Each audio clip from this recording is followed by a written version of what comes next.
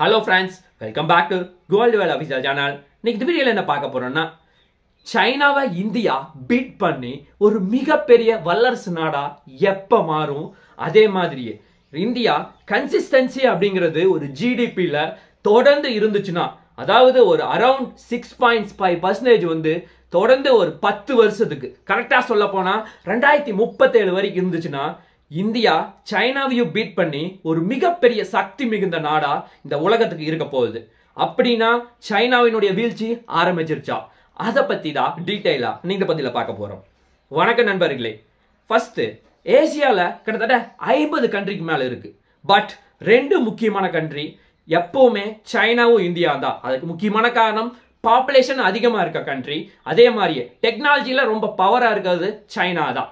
இந்த மாதிரி பெரிய விஷயங்கள் இருந்தாலும் 2023ல இந்தியா மக்கள் தொகையை சைனாவை பீட் பண்ணி நம்ம நம்பர் 1 பிளேஸ்க்கு போனோம். அதன் பிறகு இப்பொழுது பேச்சு எப்படி அடிபடுதுன்னா, சைனானால ஒரு மிகப்பெரிய வளர்ச்சியை வருங்காலத்தில் கொண்டு போக முடியாது. அதே மாதிரியே 2028 போது இந்தியா வந்து உலகத்துல ரொம்ப பவர்ஃபுல்லான கண்ட்ரியா மாறிடும். அதுக்கு காரணம் நம்மனால உலகத்துல எல்லா நாட்டுக்கும் ட்ரேடிங் வந்து பண்றதுக்கு நிறைய பாசிபிலிட்டிஸ் இருக்கு. பட் சைனாவனால அவர்களுடைய பொலிட்டிக்கல் இஷ்யூ காரணமா தொடர்ந்து அவங்களால முன்னேற முடியாது. ஏன்னா நிறைய விஷயம் வந்து சைனா உள்ள என்ன நடக்குதுன்னு பெரிய சொல்லாம நிறைய சிக்கி தவிக்கிறாங்க. அதே மாதிரியே இன்னொரு முக்கியமான விஷயம் என்னன்னா, இந்தியானால தொடர்ந்து கன்சிஸ்டன்சியா ஒவ்வொரு வருஷமுமே நம்ம ஜிடிபில 6.5% வந்து 10 to 12 வருஷத்துக்கு நம்மளால போட முடிஞ்சா, கரெக்டா சொல்ல போனா 2037 வரைக்கும் நம்ம வந்து டெவலப் பண்ணோம்னா, நம்மனாலையும் வந்து ஒரு மிகப்பெரிய சக்தி மிகுந்த நாடா சைனாவுக்கு நம்மளும் வர முடியும். ஆனா சைனானால பாசிபிள் கிடையாது. நீங்க வந்து ஜஸ்ட் ஒரு ஃபன்னுக்காக சொல்றேன்னு நினைக்காதீங்க. அதுக்கு முக்கியமான காரணம், இப்போ ஜிடிபி வைஸ் பாத்தீங்கன்னா 2024 போது சைனாவினுடைய ஜிடிபி ரேட் பாத்தீங்கன்னா $17 டிரில்லியன் வந்து அவர்கள் டெவலப் பண்ணியிருக்காங்க. பட் இந்தியானால ஜஸ்ட் $4 டிரில்லியன் மட்டும் தான் நம்மளால பொருட்களை உற்பத்தி செய்ய முடியுது. அவ்வளோ பெரிய ஒரு டவுன்ல இருக்கோம். எப்படிப்பா அதுக்குள்ள நம்மளால வந்து சக்சஸ்ஃபுல்லா ஆக முடியும்னு கேட்டா, அதுக்கு நிறைய காரணம் இருக்கு. இப்போ லாஸ்ட் 5 to 6 இயரா அவர்களால ஜிடிபில பெரிய லெவல்ல முன்னேறவே முடியல. கரெக்டா சொல்ல போனா 2024ல இந்தியாவினுடைய வளர்ச்சி ஜிடிபில 6.4%. பட் சைனானால 5% மட்டும்தான் 2024ல நடந்தது. அதே அதுக்கு முன்னாடி வருஷம் நம்ம செக் பண்ணி பார்ப்போம். 2023ல இந்தியாவினுடைய வளர்ச்சி 7.5%. பட் சைனாவினுடைய வளர்ச்சி ஜஸ்ட் 5.2%. இப்படி நம்ம ஓவராலா கால்குலேட் பண்ணி பார்க்கும்போது இந்தியா வந்து தொடர்ந்து முன்னேற்றத்தை நோக்கி தான் போயிட்டு இருக்கு. அதே மாதிரியே சைனா வந்து என்னதான் 17 டிரில்லியன் 18 டிரில்லியன் அப்படின்னு போயிட்டு இருந்தாலும் அவர்களுக்கு இன்னொரு முக்கியமான பிரச்சனை, அவர்கள் உலகத்துல எல்லா நாட்டுக்குமே அதிகமான பொருட்களை எக்ஸ்போர்ட் பண்ணிட்டு இருக்காங்க. பட் அவர்கள் அதிகமான கடனை இன்னும் வாங்கிட்டு தான் இருக்காங்க. அதே மாதிரி இந்தியாவினுடைய கடன் சதவீதம் ஜஸ்ட் 58% தான். ஆனா சைனாவில் 2024ல 90% மேல ஜிடிபி வைஸ் கம்பேர் பண்ணி பார்க்கும்போது அவ்வளோ கடன்கள் அதிகமா இருக்கு. இது வந்து ப்ரீவியஸ் இயரை கம்பேர் பண்ணும்போது அவர்கள் ஜஸ்ட் 84% தான் இருந்தது. 6% அதிகமாகி 90% அப்படிங்கிற ஒரு உச்சத்தை தொட்டிருக்கு.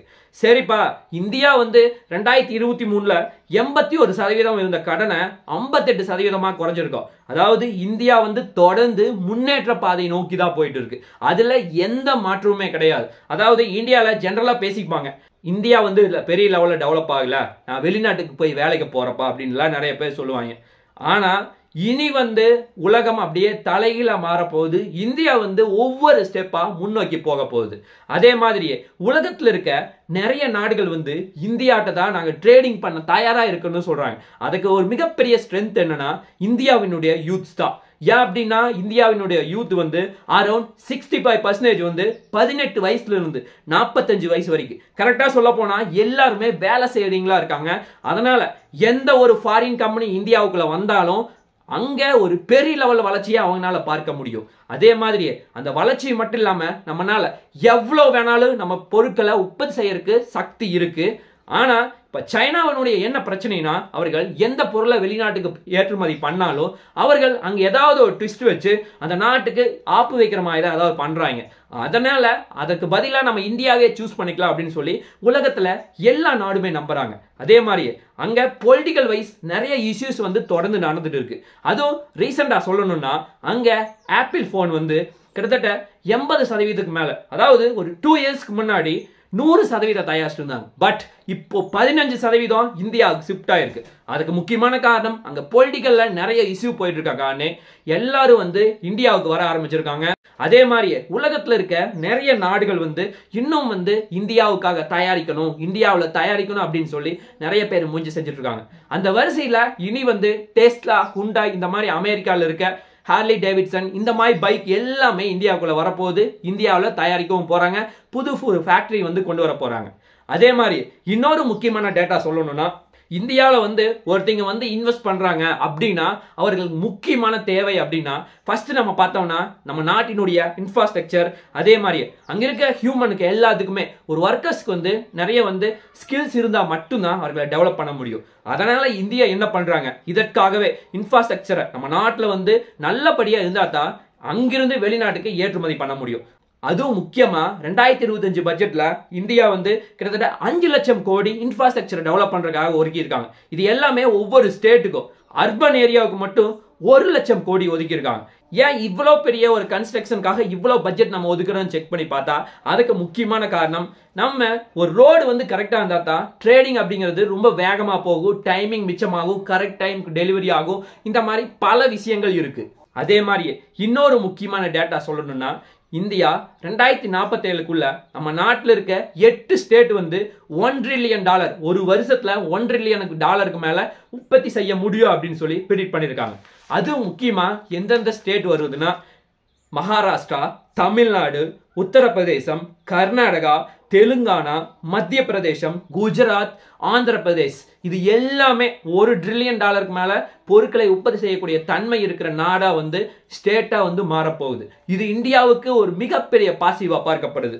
அதே மாதிரியே ஒரு நாடு டெவலப் ஆகணும்னா சின்ன சின்ன கம்பெனிஸ் கான்ட்ரிபியூட் பண்ணா நம்ம நாடு பெரிய லெவல்ல டெவலப் ஆகாது. அதே அர்பன் கம்பெனிஸ் அப்படின்னு சொல்லுவாங்க.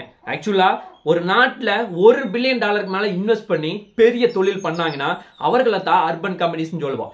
அவர்கள் உள்ள இன்வெஸ்ட் பண்ணி நம்ம நாட்டை டெவலப் பண்றதுக்கு அவர்கள் தான் ரொம்ப உதவியா இருப்பாங்க. ஆக்சுவலா அதுல இந்தியாவில் மட்டும் புதுசா ஸ்டார்ட் அப் பண்ணது மட்டும் 130 கம்பெனிஸ்க்கு மேல இந்தியர்கள் இருக்காங்க. ஆனா 2024 முடியும் போது எவ்வளவு கம்பெனி தெரியுமா இந்தியாவுக்குள்ள இருக்காங்க? ஜஸ்ட் 58 கம்பெனி தான். பேலன்ஸ் எல்லாமே வெளிநாட்டுக்கு போயிட்டாங்க. அதுக்கு முக்கியமான காரணம் கொரோனா வைரஸ் வந்த காரணத்தினால இங்க சர்வை ஆக முடியாம வெளிநாட்டுக்கு போயிட்டாங்க. இப்போ 2025 ப்ரெடிக்ஷன் படி அரௌண்ட் 250 கம்பெனிஸ்க்கு மேல இந்தியாவுக்குள்ள இன்வெஸ்ட் பண்ண தயாரா இருக்காங்க. அவர்கள் எல்லாருமே நல்ல டெவலப் ஆகிறதுக்கும் நிறைய வாய்ப்பு இருக்கு. அதுக்கு காரணம் நம்ம நாட்டினுடைய இன்ஃப்ராஸ்ட்ரக்சர் தான் முக்கியமான காரணமா பார்க்கப்படுது. நம்ம நாடு டெவலப் ஆகணும்னா ஃபாரின் டைரக்ட் இன்வெஸ்ட்மெண்ட் ரொம்ப ரொம்ப முக்கியமானது. ஏன்னா நிறைய ஃபாரின் கம்பெனிஸ் இந்தியாவுக்குள்ள இன்வெஸ்ட் பண்ணா மட்டும்தான் நம்ம நாடு ஈஸியா டெவலப் ஆகும். ஒரு நாடு டெவலப் ஆகணும்னா அதுக்கு ஃபாரின் டைரக்ட் இன்வெஸ்ட்மெண்ட் தான் ரொம்ப ரொம்ப முக்கியமானது. அதாவது இந்தியால சின்ன சின்ன கம்பெனிஸ் ஸ்டார்ட் அப் பண்ணா பெரிய லெவல்ல growth காட்ட முடியாது, இந்தியா ஜிடிபியிலும் கான்ட்ரிபியூட் ஆகாது. ஆனா ஃபாரின் டைரக்ட் இன்வெஸ்ட்மெண்ட்ல இருந்து உள்ள வந்தாங்கன்னா இந்தியாவுக்கு டாலரும் ஆச்சு, அதே மாதிரி அவங்களுடைய ரூபாய் வச்சு நம்மளும் செலவு பண்ணலாம். அதே மாதிரி இன்னொரு முக்கியமான விஷயம், ஜிடிபியிலும் இந்தியா ஜிடிபியிலும் பெரிய லெவல்ல கான்ட்ரிபியூட் பண்ணலாம். ஆனா இதுல ஒரு முக்கியமான சிக்கல் இருக்கு. அதுக்கு காரணம் வெளிநாட்டுல இருந்து நிறைய கம்பெனி இந்தியாவுக்கு ஏப்ப வரமாட்டேங்கிறான்னு கேட்டா அவர்கள் அதாவது ஏதாவது பிரச்சனை ஆச்சுன்னா கம்பெனி ஏதாவது சேதாரம் ஏற்பட்டா முழு பொறுப்பு கவர்மெண்ட் கிடையாது, உங்க கம்பெனி தான் நீங்க பொறுப்பு ஏத்துக்கணும்.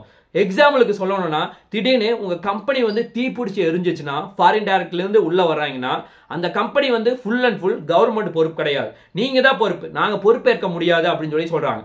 அதனாலதான் நிறைய பேர் ஃபாரின் டைரக்ட் இன்வெஸ்ட்மெண்ட்ல உள்ள இன்வெஸ்ட் பண்ண வரதே கிடையாது. பட் இப்போ இந்தியாவினுடைய பிரதமர் என்ன சொல்றாரு, நாங்க 100% நாங்க கவர்மெண்ட் நாங்க உங்களுக்கு இன்சூரன்ஸ் கொடுக்கிறோம் அப்படின்னு சொல்லி சொல்றாரு. அதே மாதிரி இப்ப ரீசென்ட் டைம்ல இந்தியாவிலிருந்து நம்முடைய பிரதமர் பிரான்ஸுக்கு போயிருந்தார். அங்க ஒரு மிகப்பெரிய அழைப்பு விடுத்திருக்கார், நீங்கள் இந்தியாவுக்கு வாங்க, உங்க கம்பெனிஸ் எல்லாமே இந்தியாவில் இன்வெஸ்ட் பண்ணுங்க. அதே மாதிரி இங்க ஒரு மிகப்பெரிய டெவலப் நீங்களும் பார்க்கலாம் நாங்களும் பார்க்கலாம் அப்படின்னு சொல்லியிருக்காரு. அதே மாதிரி இது கூடிய விரைவில் நடக்கும் அப்படின்னு சொல்லி எதிர்பார்க்கப்படுகிறது. இது இந்தியா சைனாவை பீட் பண்றதுக்கு இது ஒரு முக்கியமான ஆப்பர்ச்சுனிட்டியா கண்டிப்பா பார்க்கலாம். ஆக்சுவலா நம்ம நிறைய வீடியோல நிறைய பேர் பேசியிருப்பாங்க இந்தியாவை பத்தி நிறைய நெகட்டிவான விஷயம், இந்தியா இப்படி இருக்கு அப்படி இருக்கு, சைனா பெரிய லெவல்ல டெவலப் ஆயிட்டாங்க, யூஎஸ் எல்லாம் டெவலப் ஆயிட்டாங்க, இந்த மாதிரி நிறைய விஷயம் பேசுவாங்க. பட் நமக்கு தேவையானது என்ன, நம்ம நாட்டை குறை சொல்லக்கூடாது, பட் அந்த குறை திருத்திக்கிறதுக்கு கவர்மெண்ட் வந்து முயற்சி செய்தோ இல்லையோ நம்மளும் நம்முடைய சின்ன கான்ட்ரிபியூஷனை இந்த இடத்துல கொடுத்தா மட்டும்தான் நம்ம நாடு டெவலப் ஆகும். ஆக்சுவலா ஒரு கை தட்டினா சத்தம் வருமா? கண்டிப்பா வராது. இதே வந்து இந்தியாவில் 140 கோடி பேர் இருக்காங்க. இதுல 100 கோடி பேர் சேர்ந்து கை தட்டினா எவ்வளவு சத்தம் கேட்கும்? அந்த மாதிரி சத்தம் வந்து கூடிய விரைவில் சைனா கேட்கணும் அப்படின்னு சொல்லி நான் நம்புறேன். பார்க்கலாம் என்ன நடக்குது என்று சொல்லி. நாளைக்கு இன்னொரு நல்ல ஒரு வீடியோவில் உங்களை நான் சந்திக்கிறேன். நன்றி, வணக்கம், தேங்க்யூ, ஜெய் ஹிந்த்.